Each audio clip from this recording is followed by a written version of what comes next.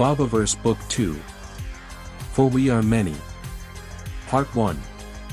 Bob 1 watches Deltans hunt a pigoid on the planet Eden. One of the Deltans is wounded and must go to Cruella the healer. Bob named her Cruella because of her demeanor and dislike of the Bob. The hunters wish that she would follow Bob's instructions because he has been nothing but helpful to them, and Cruella isn't very nice to the hunters. Cruella gives in and washes the hunter's wound with boiled water, which is a major victory for Bob. Back in VR, Bob 1 discusses with Marvin the mystery of why the Deltans have moved away from a seemingly safe area to an even more dangerous area. A Bob named Howard begins to colonize the planet Vulcan with the first colony ship of humans. It is not going well. The planet is full of dinosaur-like creatures and the raptor type attacks a backhoe. Back on Eden, Bob watches Archimedes make tools, and it seems like Archimedes is the only one in the entire village with the capability of making tools. Bob has a pleasant conversation with Archimedes. A Bob named Mulder arrives at Ada Cassiopeia.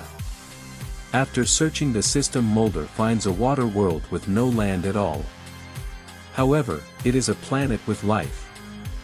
There is no land, but the plants create massive mats which float on the surface. Mulder decides to call it Poseidon. On Vulcan they are ready to begin decanting all of the colonists, though they are still having some troubles with the raptors. Mulder builds the Scut instantaneous communication system and opens a channel to Bill. Mulder is shocked and Bill is able to pop into his VR from across light years of space. They exchange information, and Mulder decides that he's going to have to start preparing for colonists to arrive. Back in the Sol system, Riker discusses with another Bob the terrorist attacks that have been happening. It is mainly the terrorist organization Vehement, and Riker has a feeling that he needs to be very careful. Riker attends the UN meeting where representatives from the Maldives are arguing that they should get to colonize the world Poseidon. It is not going over that well because their enclave is one of the better situated enclaves. Their argument is that if they leave Earth it will open up space for other enclaves that are in worse locations to take their location. Around Vulcan, Howard has gotten some of Homer's farming donuts online. Once the colonists are finally decanted, it seems their old rivalries begin again immediately. On Vulcan, humans are having trouble with plants that grow faster than bamboo. Unfortunately, it also seems to be toxic to the native wildlife, so it's becoming a problem. On Eden, the Bobs find that something is preying on the Deltans. Bob 1 has no idea what might be out there. Mario arrives in the system Zyda Tokani. He makes a cautious approach since the last system he was in had been completely stripped by some alien species. His worst fears come to be when he finds this system completely stripped as well. And even worse, there was an intelligent species that had cities. Mario does not have the Scut system yet, and so he cannot communicate to the other Bobs instantly yet. On Eden, the Deltans are having a mating ritual which Archimedes is not doing well at. Bob tries to help out by teaching him some martial arts. Bob is interrupted when Marvin discovers the bones of a Deltan eaten by one of the predators within a mile of the current camp. They still don't know what kind of predator it is, and so they go to the older members of the clan to see if any of them remember.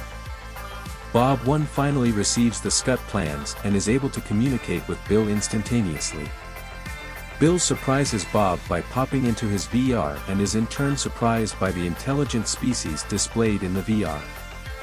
They discuss the implications and what's been going on Earth. Mario arrives at a new system that has not been stripped by the others. He immediately starts construction on 4 more Bobs, and all of them take 7 dwarf-inspired names. They discuss plans to do a full investigation of the others. Back on Earth, Vehement has attacked again, and this time they have poisoned livestock. Fortunately, Homer has built up a slight backstock of food with the donuts, and so the humans won't starve yet. Mario receives the Scut plants and immediately constructs the unit. Mario messages Bill and Bill pops into Mario's VR as usual. Bill is haunted when he learns about the aliens Mario calls the others, but unfortunately there is not much he can do besides give Mario some plans for weapons and such that might help. On Vulcan, the colonists continue to have trouble with the velociraptors. Howard tells Butterworth about the others, and he has a cow. Fortunately, the colonists are probably safer on Vulcan than they would have been on Earth. On Eden, Mario loses a drone. From the teeth marks they learn that it is whatever predator has been eating Deltans.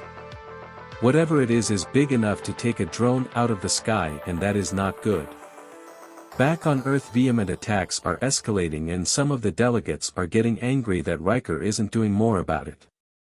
Another attack happens on the Deltans, and it makes Bob realize that he has seen the creature before as a juvenile. The creatures are flying creatures that can camouflage themselves and live on a volcanic island off the coast. Soon after the discovery, one of the things they call a hippogriff attacks. The Bobs manage to take it out, but it is a lot more maneuverable and difficult to kill than it should be. The next day more hippogriffs are attracted to the blood of the first. The Bobs do not have enough busters to take out all of the hippogriffs. A Deltan dies in the attack and the Deltans call a meeting in which one Deltan berates Bob for bringing them to such a dangerous place. In anger, Bob decides he knows what he is going to do against the hippogriffs. Bob intends to find an asteroid to drop on the island. Marvin suggests that he should instead drop a much smaller ship-buster drone instead. They decide to send just one because they're not sure exactly how big of an explosion it will create. In the end, it is massive enough to create a hydrogen bomb-level explosion which utterly eradicates the hippogriffs. The Deltans are awoken in the middle of the night and are incredibly frightened by the explosion. The next morning, they have another meeting in which they decide that they want Bob to go away. Bob is devastated, but he does what they ask. On Vulcan, the colonists are having trouble with parasitic insects. Howard decides to create some small buster drones to search for them.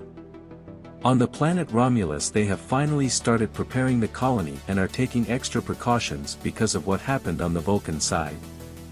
Riker ends up speaking to the Bob's family when they wake up, and every Bob is present to watch. When the meeting is over, Butterworth calls to tell Howard that they have found an adult insect. It looks like a cross between a giant hornet and a spider. On Earth, Vehement continues to be a problem. Riker is getting increasingly frustrated because their hacker seems to be incredibly good at covering their tracks. On Eden, Bob is unlikely to be welcomed back by the Deltans, though he has determination to help them progress. Marvin then comes to Bob and tells him that he intends to leave the Delta Eridani system. At that point, there was no real need of two Bobs being in the system. Vehement destroys one of Homer's farming donuts, and Homer seems to have lost all of his humor because of the continued attacks. Again, Vehement has covered their tracks too well, and Riker continues to try to figure out how they are communicating without his picking up on it. Howard gets a call from a biologist named Bridget Brodeur. She informs him that they may have a solution to the vines that grow faster than bamboo. That solution being bunnies. They seem to love the vine. She also informed them that the people had killed one of the dinosaur creatures and decided to try eating it. No adverse effects happened. Riker is meeting with the Enclave delegates when they intercept the transmission between New Zealand and Homer. This seems to be the transmission being sent by Vehement. This leads Riker to believe that Homer has been hacked. He gets together with the other Bobs in the system, and they plan to shut down Homer in order to investigate whether it's true. When they confirm that Homer is compromised, they destroy his reactor, which shuts him down. They then get Homer's matrix and undo the damage done by a hacker. When they reboot Homer, he breaks down screaming. Vehement had been controlling him and made him do things including killing people.